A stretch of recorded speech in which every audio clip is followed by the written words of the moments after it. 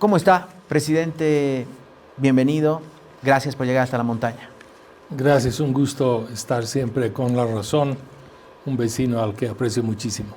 Y nosotros también. Además, usted de tanto en tanto nos envía justamente artículos para ser publicados en La Razón que tienen que ver con esta, diríamos, esta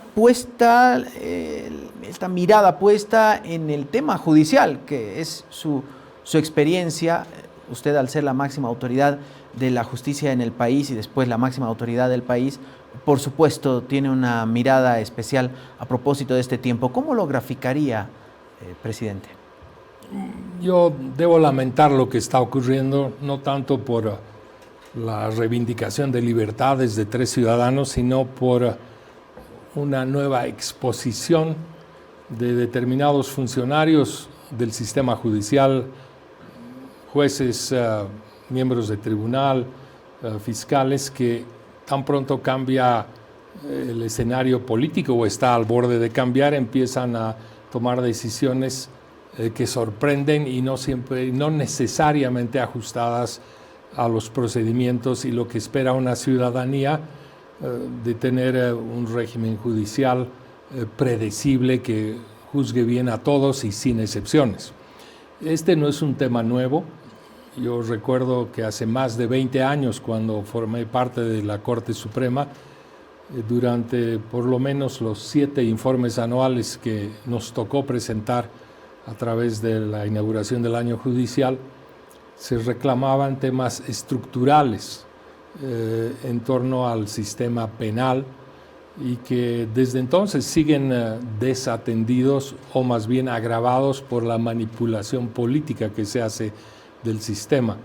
En términos estructurales, lo que en ese tiempo reclamaba y se sigue reclamando, yo lo hago de manera individual, es la ausencia de una política de Estado, una política criminal que mire de manera comprensiva cuál es el propósito de la justicia penal, pero no se reduce únicamente a enjuiciar y encarcelar, sino particularmente a prevenir los delitos, a saber si esos procesos contribuyen a disminuir la criminalidad o la delincuencia, si se rehabilitan a los delincuentes, si se reparan a las víctimas y si los órganos comprometidos en este complejo sistema, que no solamente son los jueces y los fiscales, sino el sistema penitenciario, la policía, la medicina forense, etcétera, tienen una capacidad para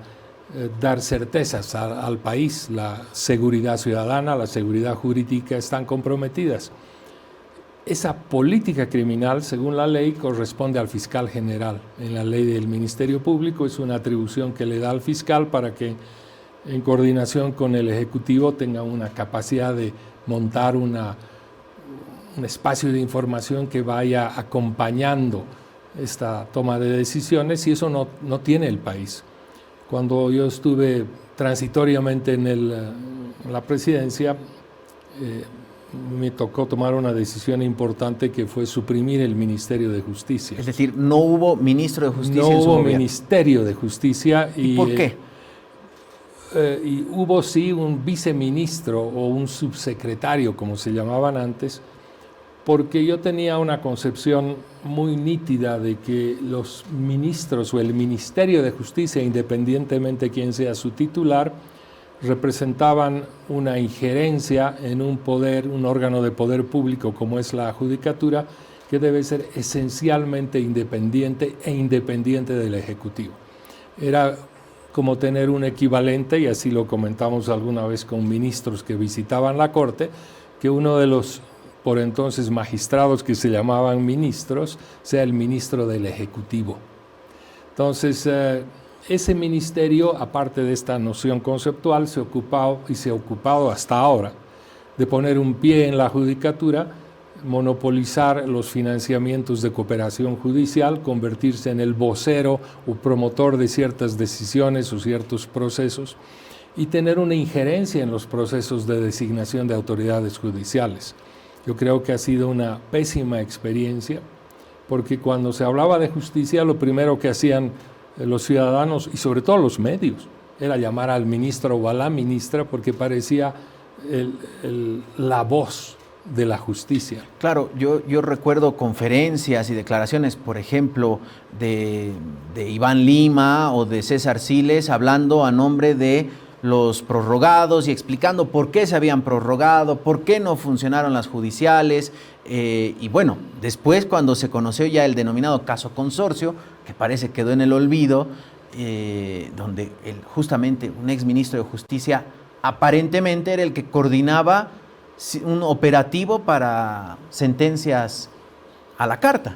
Así es, se desveló el escándalo, pero esta práctica viene de mucho antes. La presidencia que crea el Ministerio de Justicia fue la de Gonzalo Sánchez de Lozada, con un ministro que fue muy activo también, el ministro Bladman, con una ley que ya en ese tiempo, hace más de 30 años. Es decir, en el primer gobierno de Gonzalo El primer Sánchez gobierno, el tema de la detención preventiva llevó a crear una ley que llevó el nombre del ministro, lo cual a mi juicio empezó a ser o siguió siendo una suerte de vanidad legislativa, ¿no? Códigos Banzer, Santa Cruz, Ley Bladman, códigos morales. Yo francamente creo que eso es necesario, pero procuró disminuir la presión del abuso de la justicia penal con una ley de fianza juratoria. Luego sobrevino un nuevo sistema procesal penal y bueno, se puede seguir hablando de un sistema que no acaba de resolver el propósito del Estado de dar certeza, seguridad a la dignidad, a la libertad de las personas, y el fenómeno criminal sigue en ascenso. A mí me sorprende, por ejemplo, que cuando a mí me tocó dejar la judicatura y la presidencia, Bolivia tenía 6.500 presos. Es decir, el 2005. 2005. 6.500. Y la estadística oficial revela en el 2006 6.500 aproximadamente privados de libertad. Hoy día tenemos más de 33.000 presos. Y el índice de presos sin condena yo creo que está por encima del 70-75%. Sí, de hecho, esta mañana le hacíamos esta pregunta al director del régimen penitenciario y nos daba cifras que nos pusieron los pelos de punta. 18.500 nos dijo aproximadamente reclusos sin sentencia. De estos, 11.000 ya más de un año, 7.000 recluidos 2 años, 4.500 más de 3 años. ¿Cuánto es el tiempo máximo que dice la norma alguien podría estar con preventiva? Bueno, hay varios plazos que deben observarse. De hecho, el régimen procesal penal prevé la detención de ciudadanos por el propio Ministerio Público, los mismos ciudadanos tratándose de casos infragantes, o la policía. Hay un plazo que si dentro del año no hay la acusación formal debe ser puesto en libertad. Si el proceso no ha concluido en 2 años, también debe ser puesto en libertad. Y hay plazos que refieren a 3 años para la extinción del proceso si no ha concluido. El problema es que esos plazos, que en su tiempo incluso fueron más breves, fueron modificándose a lo largo sobre todo los últimos 20 años, con legislación que fue reajustando la posibilidad de que el Ministerio Público pueda pedir ampliaciones de los plazos de investigación, plazos de concurrencia del proceso, etc. Y el Tribunal Constitucional fue avalando esas determinaciones, y los ciudadanos entraban como una suerte de caverna, donde era muy fácil meterlos, pero muy difícil que logren una libertad. No hace mucho, hace algunos años, ya la Fundación Construir hizo un estudio sobre la detención preventiva y exploraba además otras razones que hay que señalarlas. El régimen procesal debería ser relativamente expedito, fácil, para que los jueces de ejecución penal, que son los competentes para definir la permanencia de ciudadanos en detención, en condición de detención o medida cautelar, puedan modificar su situación. Pero ¿qué es lo que ocurre según este estudio? Que las audiencias no se celebran. creo que es más del 40% de las razones por las que no hay audiencias es porque los fiscales no asisten, o si no son los fiscales, son los abogados, o no hay condiciones de trasladar a los reos. Es decir, es una suerte de trampa transversal en la que intervienen jueces, fiscales, abogados, que hacen... Hasta policías, no sé, porque la creo policía, que cada etcétera. recluso tiene que pagarle el transporte al policía para ir a su audiencia suspendida una y otra vez. A eso me refiero cuando hablo de la ausencia de una política criminal, que debería ser este espacio que examine cómo funcionan las cosas.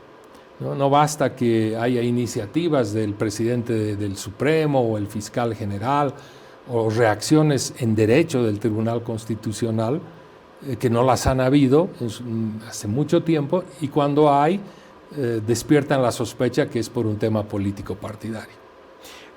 ¿Cómo deberíamos entender la instrucción que se conoció la anterior semana, 5 días después de la elección, con los resultados que claramente muestran que el MAS no tendrá ningún tipo de incidencia política, por lo menos institucional, o lo que quedó del MAS? Y el presidente del Tribunal Supremo de Justicia dice: tienen 24 horas para revisar la situación de estos 3 ciudadanos. Hubo manifestaciones el lunes de reclusos en San Pedro, en Palmasola, y bueno, dijeron, ya, bueno, vamos para que se revise de todos, ¿no? Esto llama la atención, tras los resultados era de esperarse, y todo lo que devino después.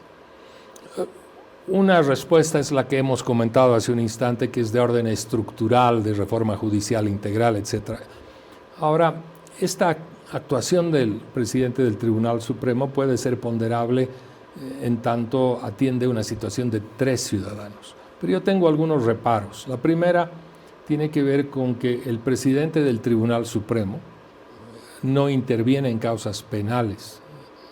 Lo dice explícitamente la ley que regula el órgano judicial, y es una norma muy consistente que evita que el presidente intervenga en causas que deben ser resueltas por los jueces o los tribunales competentes. Él invoca que lo hace en virtud de una de las atribuciones que le da esta norma sobre el órgano judicial de velar por la correcta administración de justicia, que es una invocación genérica, pero hay una prohibición explícita de orden competencial. Él no puede emitir instrucciones de orden procesal porque los procedimientos son de orden público y obligatorios. Pero además se pueden poner otros reparos. Si bien puede ser una iniciativa que entienda que hay un tema sensible, debería comenzar por analizar que cuando así lo determina o promueve que se llamen a estas audiencias, hay actores que deben concurrir. Entre ellos, no solamente el Ministerio Público, las partes acusadas, las víctimas. Desde el año 99, cuando se cambia el régimen procesal penal, y está en la propia Constitución, las víctimas que son parte de estos procedimientos tienen derecho a concurrir y a participar en los procedimientos. No se ha convocado a las víctimas.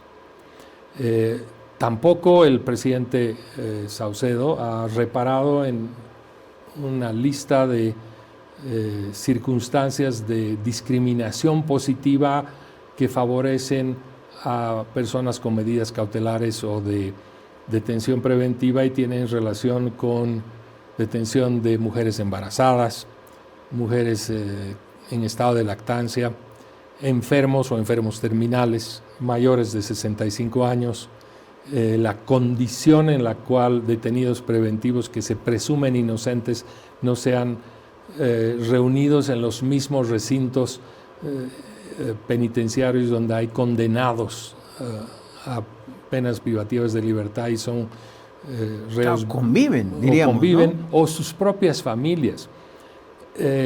Si uno examina la prensa, encontrará preocupaciones en este orden. Revisaba que hace un poco más de un año el Deber daba cuenta, por ejemplo, que había cerca de 500 detenidos preventivos ancianos o mayores de 65 años.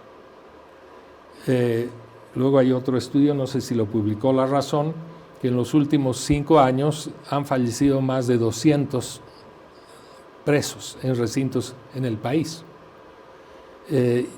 Hay situaciones en los centros penitenciarios femeninos de mujeres que conviven con sus hijos menores.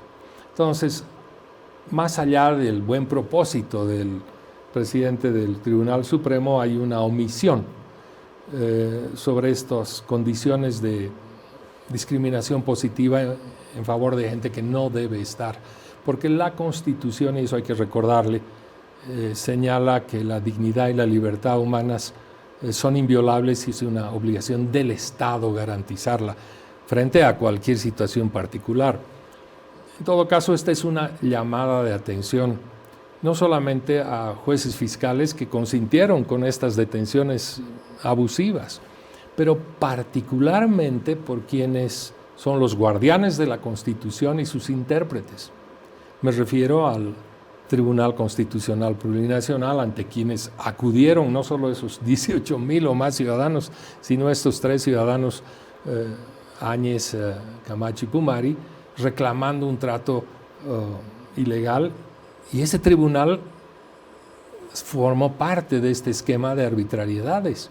Y sorprende que el presidente Romer Saucedo no diga absolutamente nada sobre la situación de un tribunal constitucional conformado mayoritariamente por autoprorrogados, incluso autoprorrogados en su propio tribunal, que durante todo este tiempo fueron quienes, a través de cursos de defensa constitucional, apelaciones, recursos de casación o revisiones extraordinarias de sentencia, mantuvieron la legalidad de esta trampa de la detención preventiva. Entonces, yo tengo algunos de esos reparos que me permito hacerlos públicos porque creo que esta es una situación transversal a la población penitenciaria, pero sobre todo que toca los intereses de todos los ciudadanos del país.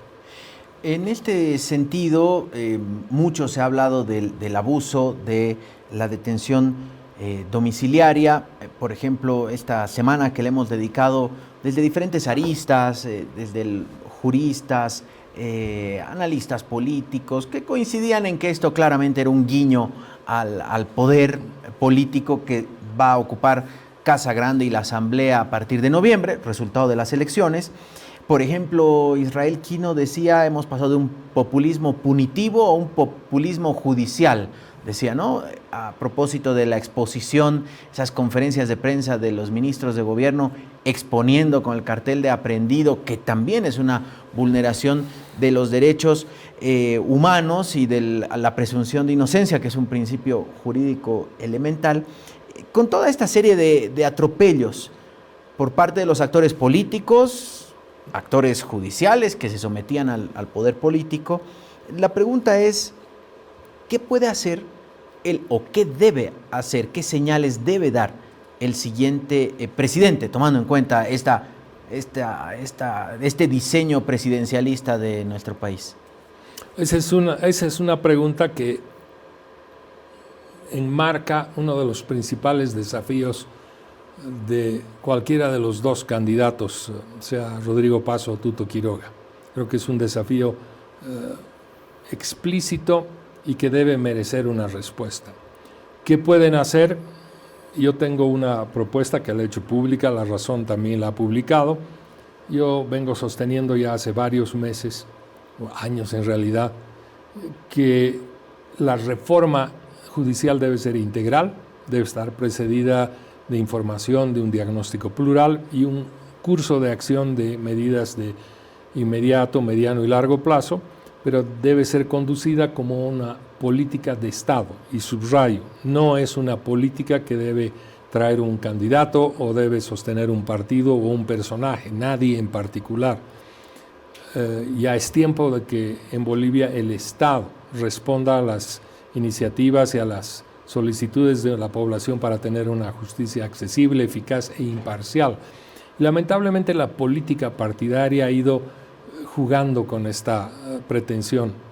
Y lo que mejor puede hacer este presidente que vaya a ser elegido en poco tiempo más es convocar a un gran acuerdo político, creo que están en posibilidades de hacerlo, y generar un espacio donde se pueda trazar una hoja de ruta donde se atienda en situaciones tan apremiantes como la detención preventiva, que, insisto, no pasan por las soluciones que da el presidente del Supremo, Saucedo, porque no pasa por atender a 3 ciudadanos ni abrir jornadas de examen que, dicho sea de paso, no están previstas en el régimen procesal, ni van a resolver de un día para otro 18,000, sino más situaciones, sino establecer un propósito político, y subrayo, político, partidario, personal, de compromiso, de que la justicia no se resuelve desde el Poder Ejecutivo, sino en un acuerdo político, multipartidario, con participación ciudadana, en la cual se pueda garantizar de que la justicia no va a seguir siendo manipulada ni por populismo judicial ni por populismo penal. Si a usted lo llama uno de los 2 eventuales presidentes electos no para formar parte de su equipo, pero de repente para encabezar o formar parte de un equipo de trabajo que encuentre el diagnóstico y las posibles soluciones al sistema judicial boliviano, ¿qué le diría a Rodrigo Paz o a Tuto Quiroga?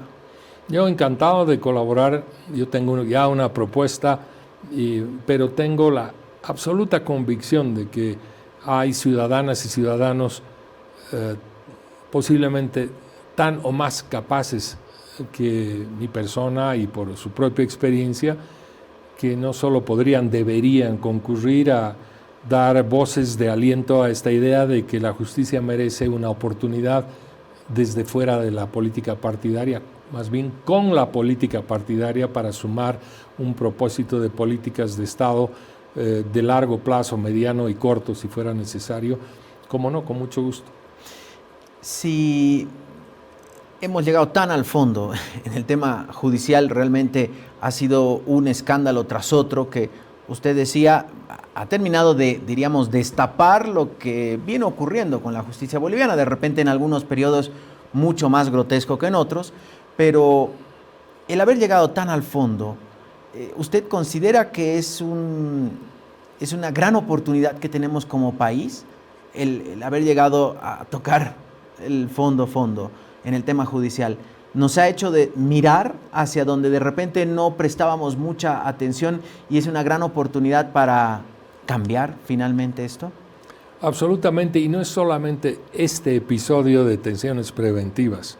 Lo estamos viviendo hace muchos años con decisiones del Tribunal Constitucional que de pronto se convirtieron en un tribunal para emitir fallos a medida, política partidaria, la reelección como derecho humano, un tribunal que decidió conectar con el Tribunal Supremo Electoral la mutilación de las elecciones judiciales, un tribunal constitucional que empezó a definir temas de orden electoral, una justicia ordinaria que tiene gravísimos problemas normativos. Si uno examina, por ejemplo, cuál es la competencia que más atinge a las causas del Tribunal Supremo de Justicia según sus últimos informes anuales, es la jurisdicción contenciosa administrativa. Son las causas que tiene el ciudadano frente al Estado, al municipio, a la administración de servicios de impuestos, ante decisiones administrativas.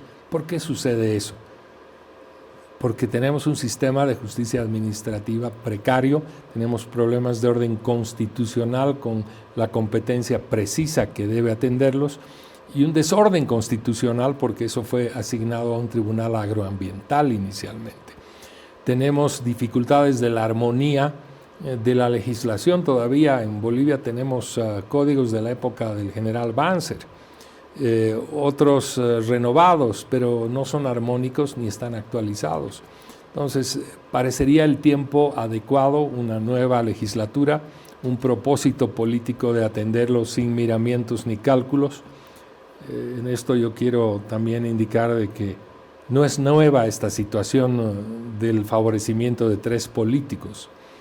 Cuando irrumpe, por ejemplo, el gobierno de Evo Morales y se producen cambios en la judicatura, se advierten juicios de responsabilidad contra expolíticos que tienen un tratamiento abusivo, por decirlo menos. O cuando entra la señora Áñez, el fiscal Lanchipa decide enjuiciar a los masistas. O cuando entra Arce Catagora, esos juicios se revierten y empiezan los juicios de revancha. Entonces, no estamos en el peor momento, siempre hemos estado con crisis judiciales. Presidente, queremos agradecerle mucho por acompañarnos esta mañana. Sin lugar a dudas, usted es una voz autorizada en el tema de la justicia, la conoce desde adentro y va a ser un placer tenerlo nuevamente para ver las primeras señales del nuevo gobierno en torno a la justicia y a ver si podemos ya empezar a respirar o, como alguien decía, dejar de persinarnos cuando pasamos por la acera de un tribunal de justicia en nuestro país. Gracias. A ustedes, un gusto estar en la razón. El expresidente del Estado y expresidente de la Corte Suprema de Justicia, Eduardo Rodríguez Belcé, estuvo con nosotros.